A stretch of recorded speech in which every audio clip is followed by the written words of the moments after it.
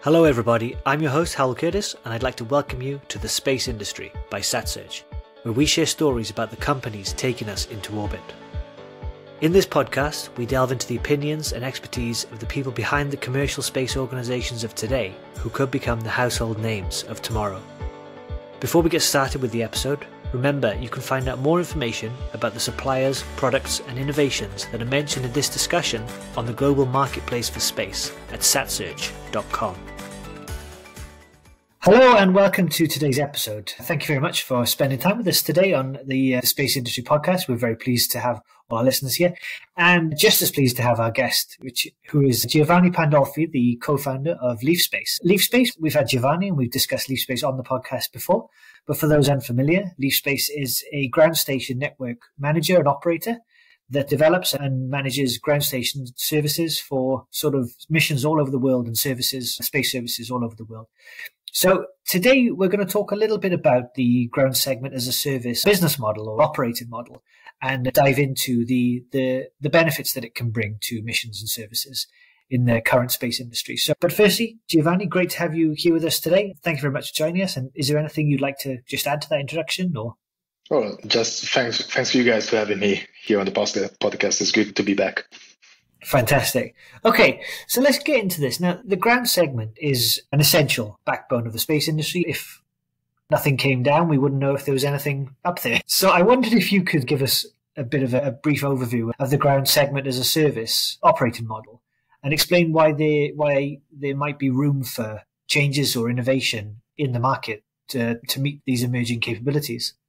Sure. The concept in general of the ground segment as a service, let's say that is pretty new, even though there are roots of it for a few decades. Basically, there were, let's say, a couple of companies actually doing something similar from when the space race started, basically. Swedish Space Corporation, Universal Space Network, that then got acquired by Swedish Space Corporation, and KSAT.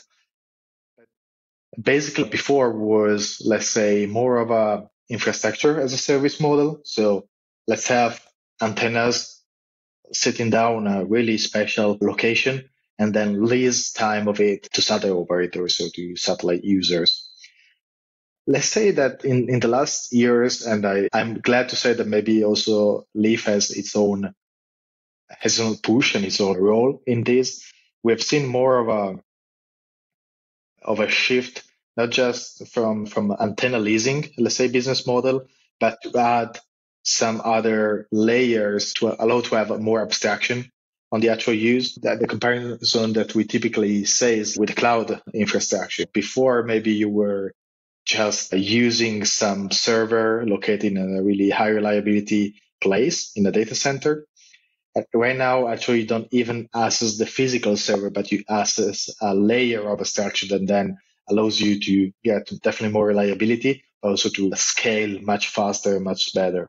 And this is basically what ground segment as a service is right now. A layer of abstraction that try to simplify as much as possible the customer experience to actually connect between, to build up a connection between satellites and their mission control or the data delivery on the other side.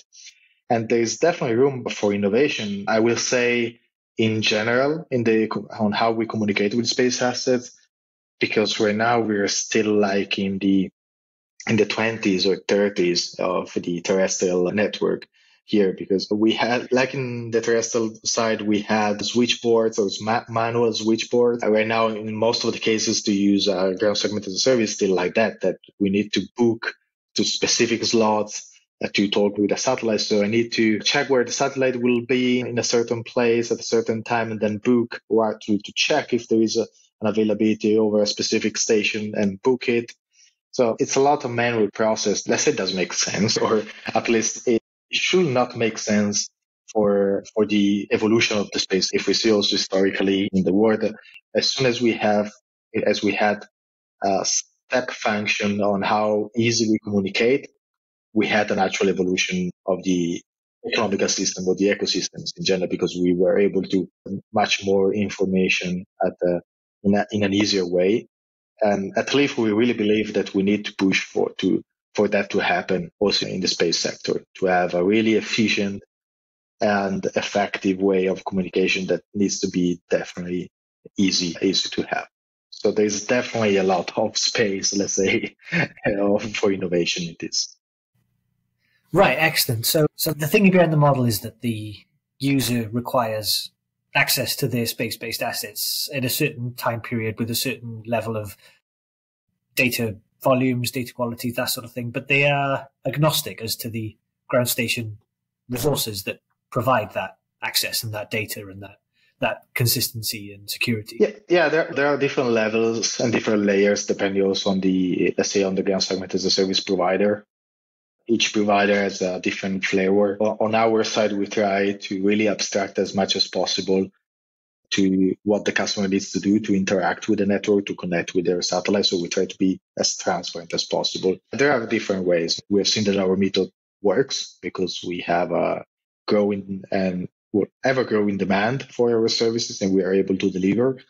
So we believe that it's a good way to, let's say, take out the burden from the customer of certain works. Okay, not just economically, but really in terms of workforce and know-how that they need to have internally in the companies. Okay, brilliant. Let's go into that in a bit more detail. You mentioned that Leaf has really been at the forefront of this kind of operating model for a number of years, and you've cast quite a wide net over the ground segment as a service industry segment, I guess we would call it.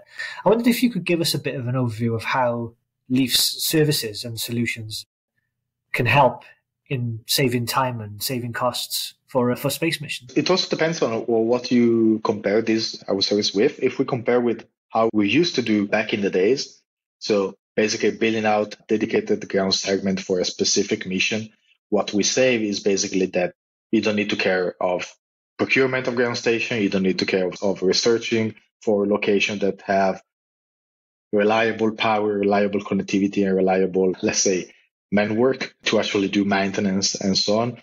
You don't need to do maintenance. You don't need to ask for licenses. So there is a bunch of work that we take on ourselves just because we have our own network and so on. An additional part of the work that we take off from the customer is also on the how we deliver data and how we allow these data transfer between the customer and their space asset. Because we built up a software architecture to abstract this layer, to make it really simple. So we don't need, for example, a single customer to connect to a specific station when they need to communicate to their satellite, but they connect to an endpoint, and then we route the messages across the network depending on which station is actually in touch with a certain satellite. And this is totally scalable.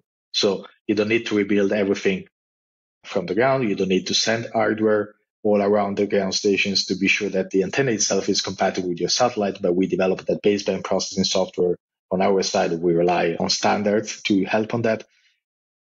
So at the end of the day, the advantage for the customer is that they don't need to think about how to set up a network. They don't need to think about how to operate a network.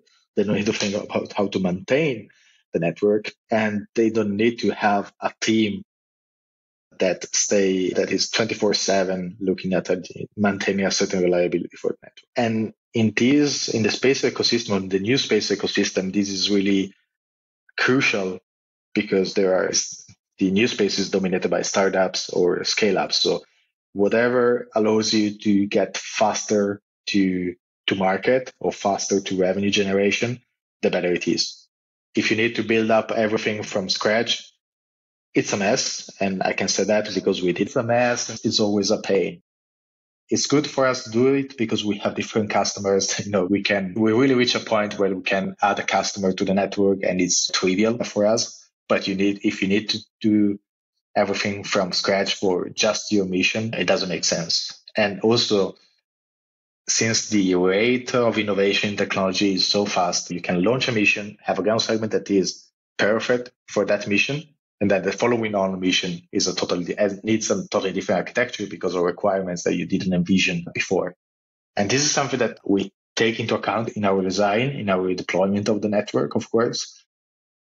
But if you need to rebuild a new network for each mission, it's a lot of money thrown away, basically.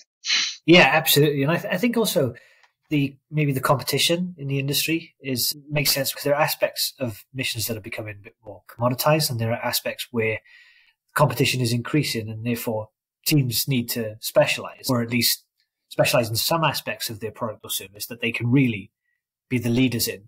And if the ground station is not the core competency, maybe you should consider whether or not trying to specialize in it is right for your team rather than your payloads or whatever it is. Now there are a lot of options. About us, there is GSaaS, there is Atlas, RDC, Infostellar, then we can have different discussions on all of that. But I think the good thing is that there is a market. Okay, there is an offer, a differentiated offer also.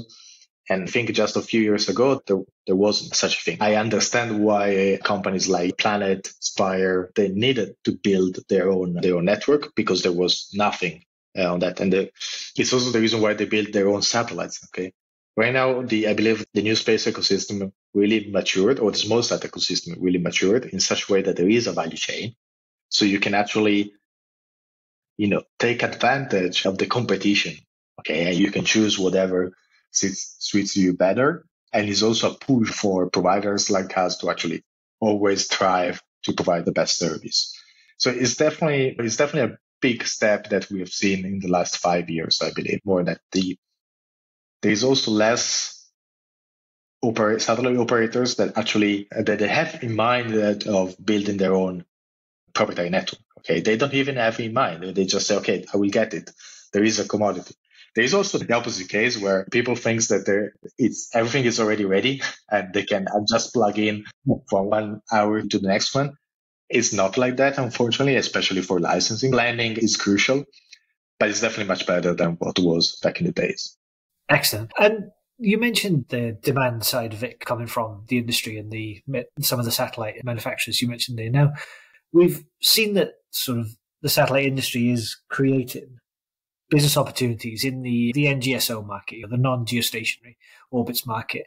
What are your thoughts on kind of reducing the investment costs for LEO and MEO, the low Earth orbit, middle Earth orbit, medium Earth orbit ground stations?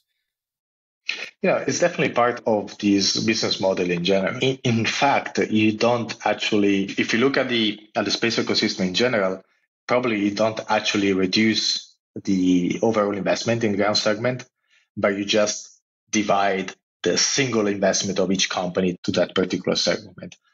And this is true up to a certain point. One of the things that we try to do with our software infrastructure is really to optimize in such a way the network activity such that we can increase what we call the saturation of each antenna. So how many contacts per day we can have with those antennas, because the higher the number of contacts, the lower. So the higher the number of contacts that we can actually spread the cost, the fixed cost that we have over.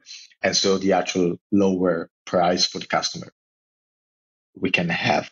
So I believe the investment for now, it's basically the same, but what is actually allocated to a single entity, to a single customer, is much less. And what we also try to do, and is in general the business model, is to move between a CapEx-centric model to an OpEx-centric model.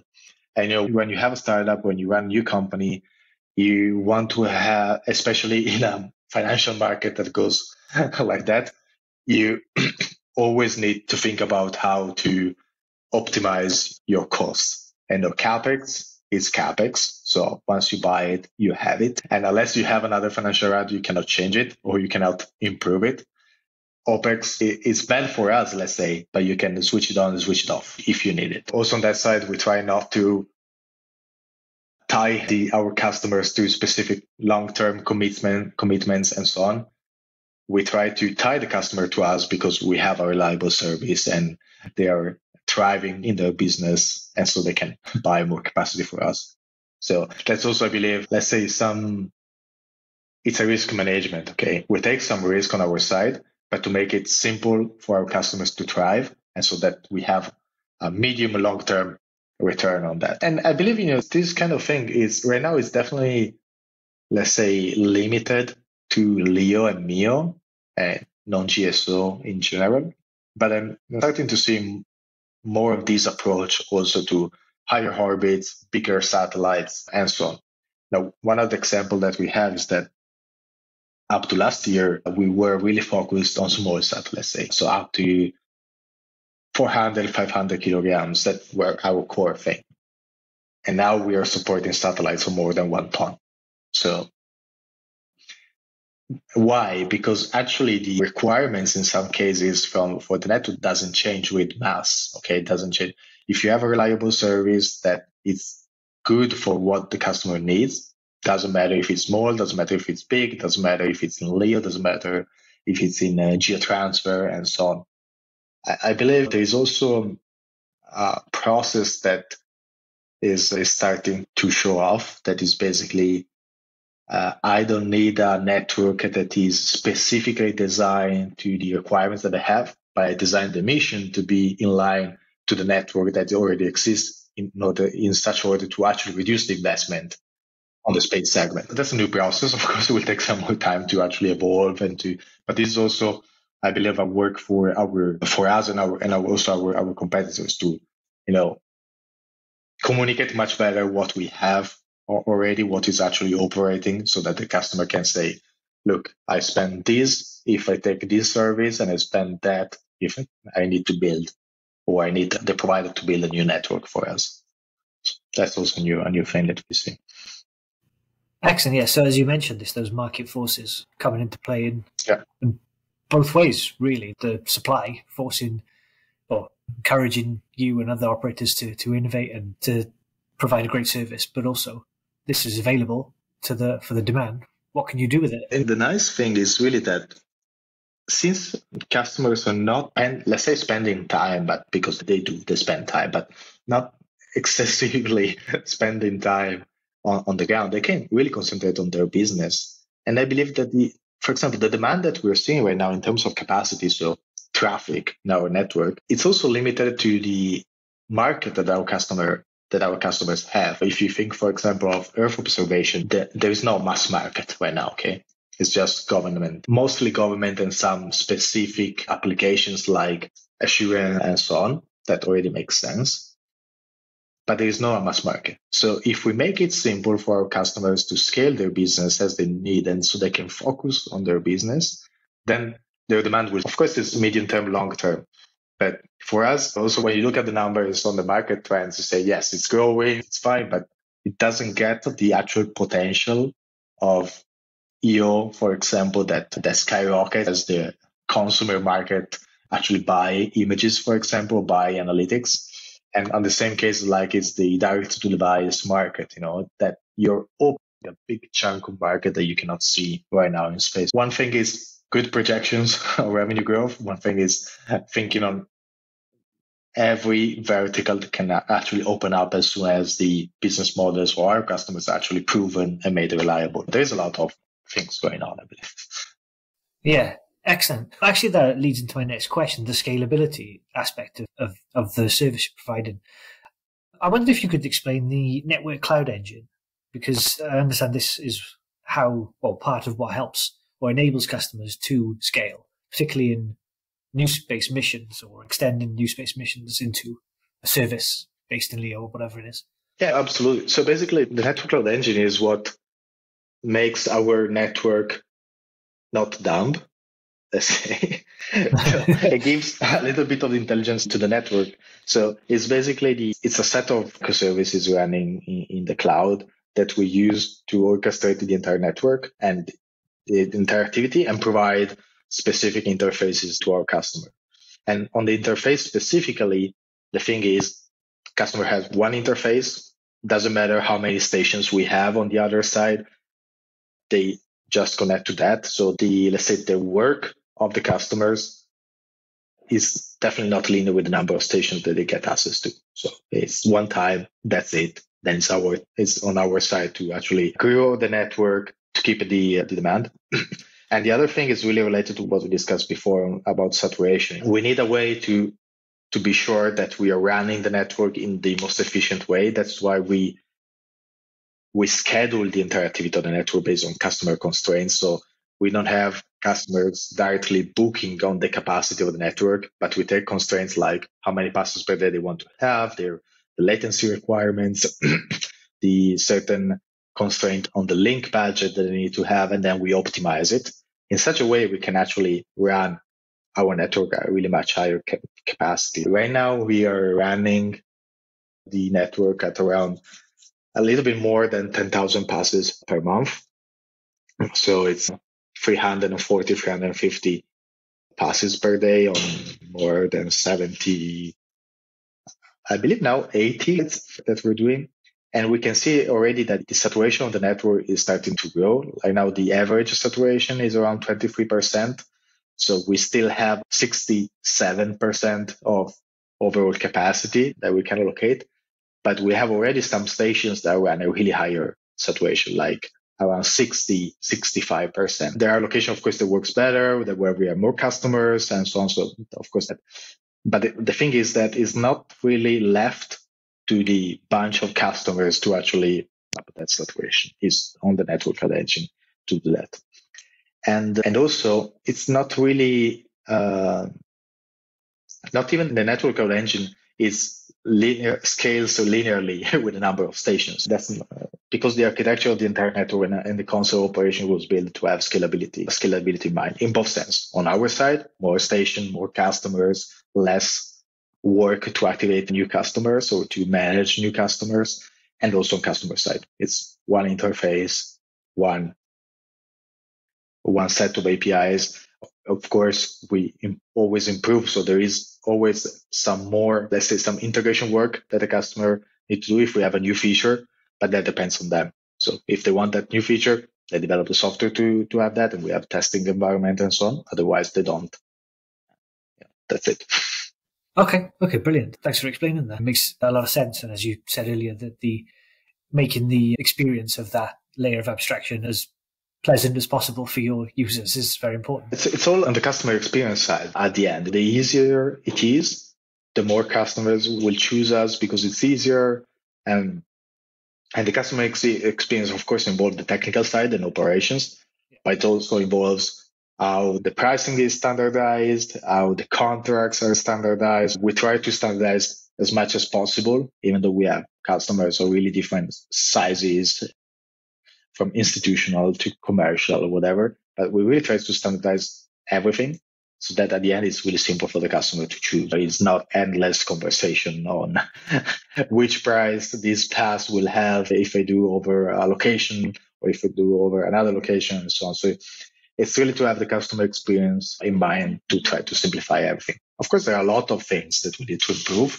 This in general, but at least we're starting to. Excellent. Following on from that, I think having access to the most advanced ground station resources that you can for any space mission is obviously going to provide you with an edge. And you've described some of the reasons why, regardless of who the provider is. But also, it requires timely maintenance on the part of the ground station managers. Could you give us a bit of an outlook or maybe example on how the OpEx can be managed using the ground segment as a service model? No, it's really simple based on how we structure it. So for us, it is price per minute. That's it. Depending on the customer, how many satellites they have and so on, they do a certain traffic, per day on our network. The OpEx is simple, is X euro per minute times the number of minutes used in that specific day. Instead of having your P&L in the cost like 20 lines of different costs, the renting, hosting, power, internet connection, maintenance, whatever, for each location, you just have one number and that's it. Of course, we have also a volume discount on the price per minute. So the more traffic is really like internet. The more traffic you do, the lower per minute you pay. Even the model is simple because especially when you maybe when you are on a company that is pre-operative stage, you need to build up your business plan. You need to build up your budget. You can take that number and that's it. You put it in your budget. It's easy. It's scalable. You don't need to wait 6 months to have a pricing and then spend another 6 months to find out how to optimize that pricing. It's easy. You put that. You think if it's good for you, it makes sense for your budget, and then it goes easy like that. Great. Oh, makes sense. Yeah, that was, I think, covered most of the points I wanted to ask. I just, as a final question, I wondered how you saw the adaptability of the space industry with regards to ground segment as a service models. We discussed there's an impact both ways, where the requirements of the industry are affecting what you're developing and how you're changing things, but also the data and the service that you can provide is also, you're seeing emerging signs that that's changing the mission design. So I wondered, yeah, if you could discuss that a little bit about that into it in a bit more detail, and also just give us an overview, if you're happy to, of Leaf Space's plans and they are plans to expand across the globe and open up new areas. What are you looking forward to with the development of the first question? So definitely we're seeing much more adaptability from the market on the ground segment as a service model, but just because it's more known now as a thing. And I believe also it's really related to the nature of the customer. And I can make you an example. Because of this scheduling that we do, so that we have the control on the schedule of the network. This was not a concept actually aligned with the general market before, so a few years ago. So I will not say maybe decide, I believe we get to that, but we got to that, but not actually decide, but we got to that, was really to start with specific customers that were not already operational and grow with them with this model. And at the end of the day, they saw the actual advantage of that and they stayed with us also because of this scheduling. And step by step, we also pushed other operators maybe that always have operated with a booking strategy to also move to this. Of course, by improving how we do the schedule, by improving the number of constraints, how we communicate the schedule with our customers, and so on. But I believe we had the right customers to start on that. They were enough to actually grow with us, so that right now we can push that in the general market. And of course, there's adaptability from the market to us. There is, of course, a need for us to adapt with respect to the market. And this is why we always improve the scheduling and the NC, so Network Cloud Engine and so on, to try to understand better the business case and use case, constant operations of our customers, and to put all them together with an ever-evolving product. So to try to adapt on that. But we're seeing a response on that for the market, and that's why our capacity is continuing to grow. And that's why, getting to your second question, we need to increase both coverage and capacity of our network. As we were saying before, we already have some locations where we run at peak levels in specific hours. This is also due to the SpaceX monopoly on the rideshare launches that goes every time on the same orbit, same and so on. So we have a bunch of capacity over specific hours that we can not put any more contacts over certain locations. And that's why we are doubling up the capacity on certain locations. So doubling up the capacity means easily doubling up the number of tenants.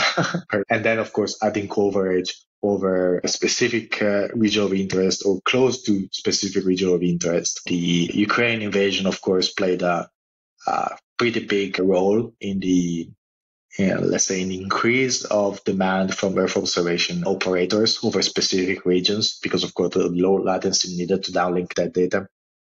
And with this, there are also other examples where it's not just more capacity is needed, but lower latency is also needed. And we're working to expand the network this year, and especially the first part of next year, to allow that. And also, we're looking to install, it's not public yet, we'll give definitely much more details in coming weeks, of expanding the network to higher frequencies. So the main part of the network support SNX band and X band activity. We are looking also to K band because we have a few customers that are already operating with that and want to expand their coverage. So it's always moving. And also this is a kind of example of how ground segment as a service provider can actually be much more flexible than a proprietary network. Because if we have 2-3 customers requesting KA, we can make the investment to say for installing those K-band capable ground stations, and we divide the investment over these 3 customers. Otherwise, if you're just one, you need to build everything by yourself. And it seems also with some operators, like the first ones, like the ones that have their own proprietary network, for certain change in technology, they can actually use consumer data service provider as a buffer in the meantime that you build up your network, because maybe you have a so big constellation that makes sense economically to have a fully integrated dedicated network, but still you need buffer, especially when you use satellites and so on. There is a bunch of stuff I was saying going on at Leaf. We have seen a good growth, as we were saying. So last year we grew in revenue, I believe, around 2.5 times with respect to the year before. And this year is going definitely good so I can give you the numbers because we're close to the end of March, but basically the numbers of the first quarter are identical to the numbers, well, it's a little bit more than the numbers of the first half of last year. So it's growing fast. We just need the launch vehicles to actually launch in time. And satellites to work. But after that, we're good to grow with that.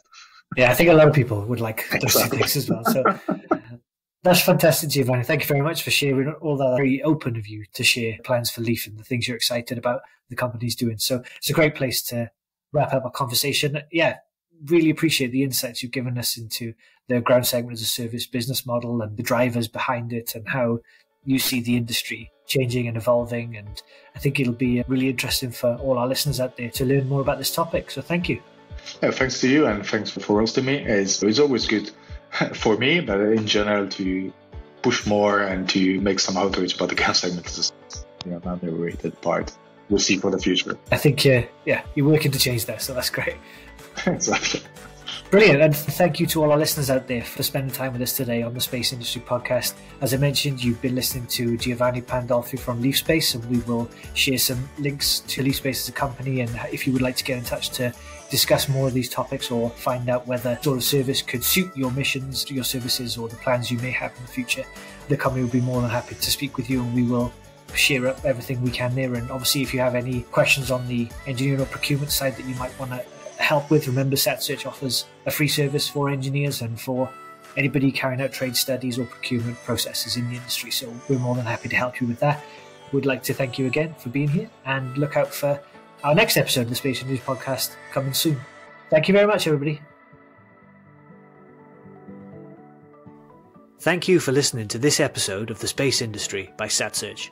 I hope you enjoyed today's story about one of the companies taking us into orbit.